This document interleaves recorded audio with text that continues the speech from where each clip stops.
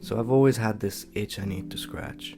You know how there's like some people who say, why not just not worry about the stuff, and just do what you need to do, not worry about endurance, mental health, introspection, all this like intricate stuff that we talk about on the channel basically. So I'd just like to make an appeal. Let's just say, don't worry about literally what your like whole self needs, mentally, physically, emotionally. Don't worry about any of that, and don't improve any of that, at least consciously. And show me like in 5, 10, 15 years if you make any kind of sort of real progress. That's like saying, that's the same thing as like not going to the gym, not eating well, not exercising in any way, shape or form, and then saying in 5 years, 10 years, I'm gonna be physically strong, I'm gonna be healthy, and I'm gonna look good physically. It doesn't make sense, does it? Oh, and by the way, I'm like pleasantly surprised because my last 3 videos, they're actually doing much better than I expected them to be doing, and I'm getting so much love from some of you guys. And yeah, I just want to say I'm really, really grateful, and it's making me want to make more videos and better videos, which leads me to, I'm actually doing a 72-hour fast right now. It's the first time I've ever done this sort of thing, and I'm at like, I think I'm at like the 55-hour mark-ish. Yeah, 54-hour mark. And yeah, I'm gonna be making a full like in-depth video. It's gonna be a different kind of video, hopefully a more fun one than just sitting down and talking like this. But yeah, I want to do something different, and this is the perfect opportunity, in my opinion. So, and I also fucked up, like in the middle of the fast. But okay, let's not talk about that. That's for the other video. And also, I'm thinking of making like some gym content as well, because you know this whole channel is about growth, and so I just thought, why not, right? So yeah, I mean, a lot of different types of content's coming. Yeah, I'm excited for it. Okay, so jumping into the actual video for today, we associate our happiness with lots and lots of different stuff. You could spend days and days trying to list what actually you think makes you happy, right? So the point of this video is what actually, like in a technical sort of sense, what actually does it mean to be happy? So I learned most of this that I'm going to talk about in this video from Andrew Huberman's podcast. I think it was called something like Managing Your Subconscious. I don't know the name.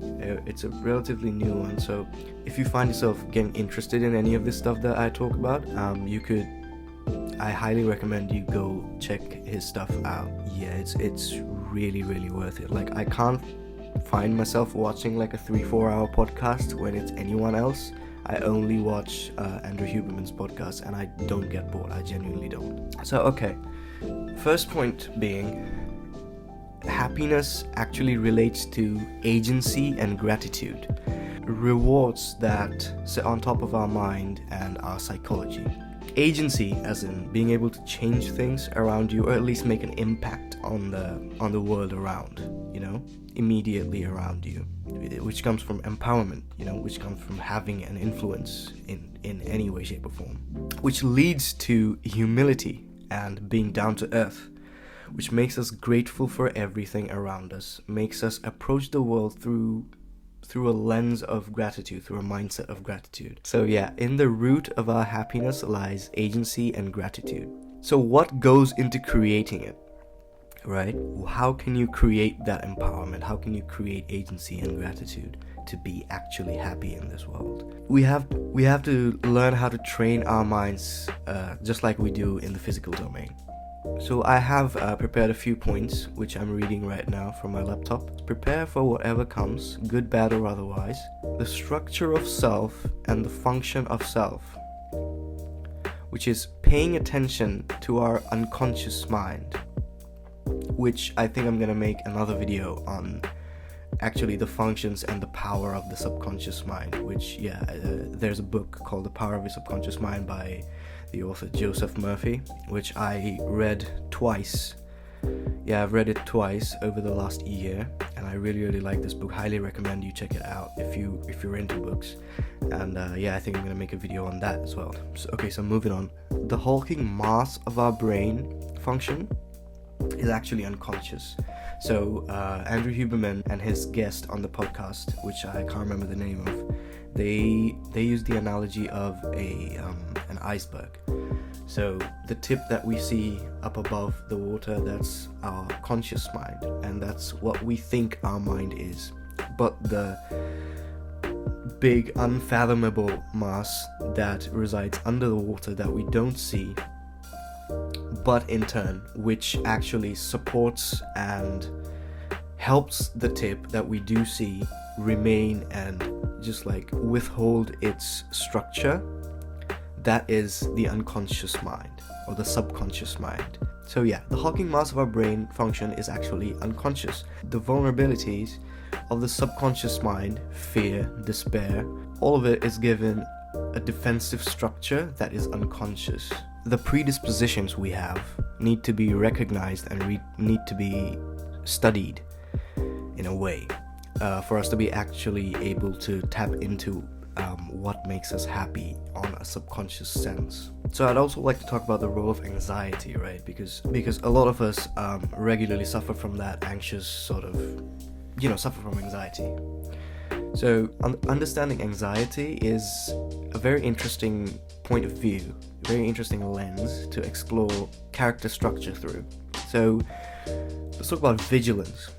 Vigilance in certain situations and vigilance up until a point, like a limit, is a good trait to have. But being overly anxious is definitely not healthy, as we all know. Studying yourself in terms of things like, do you tend to avoid? Are you overly vigilant when you don't necessarily need to be? To these anxiety-induced occurrences can be a good way to study our own unconscious mind and be more aware in general.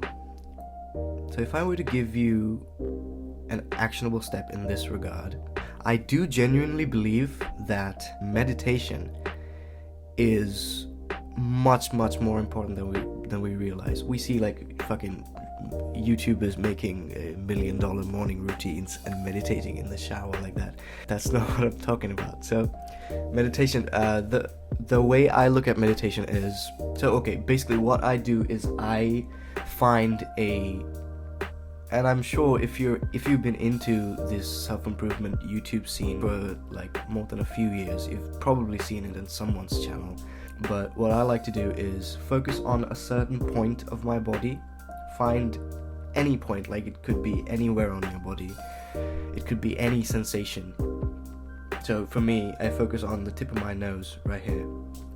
And what I think meditation actually is you close your eyes, you breathe the way you're actually supposed to, in through the nose, out through your mouth. That stuff we all know. But what I like to do is I focus on the point that I just talked about, on the tip of my nose. So naturally, I lose focus after 30 seconds, 1 minute, sometimes 2-3 minutes. What the main point of meditating is after your focus gets drifted away, you bring it back to the point, and you do that for the whole time that you meditate. What that does is it makes us aware in a way of how our mind sort of unconsciously drifts into like random thoughts all the time. And in my opinion, that way we can really learn to at least get to learn how our unconscious actually functions and what actually goes into it. So yeah, I highly recommend you meditate if you don't already. I try to do at least 10 minutes a day. Sometimes I would do 20 minutes, 10 minutes in the morning, 10 minutes in the evening if I feel like I need to. If you don't know where to start, I would recommend this app called Medito, just because it's free and it's actually pretty good.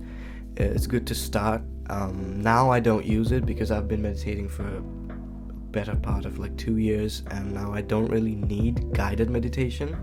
I just set a timer, and that way I feel when you have the experience, that way I feel it's better to just not have any distracting, not have anyone talking in your ear basically. So yeah, that way you're more prone to drifting away as well, and that way it takes more sort of discipline and more effort to bring your focus back every time it drifts away. So yeah, I would highly recommend Medito. I'll pop up how the app looks right there, and with that, I think that's gonna be it for this video. If any of this stuff interested you, go check out this podcast by Dr. Andrew Huberman. It's really fun to learn about how our minds work. It's fascinating when you think about it, and when you actually get into this rabbit hole, it's different because it's not like getting into a rabbit hole of brain rot Instagram reels. You actually learn shit from it, and you actually want to do things that change your day to day and change the way you look at things, basically. So yeah, I think with that, I'm gonna end this video. Drop a comment if you have anything that you agree or disagree with, or maybe you have some question, I don't know, just drop a comment and we'll have a chat there. And with that, as always, I'm rooting for you. Have a great day, bro.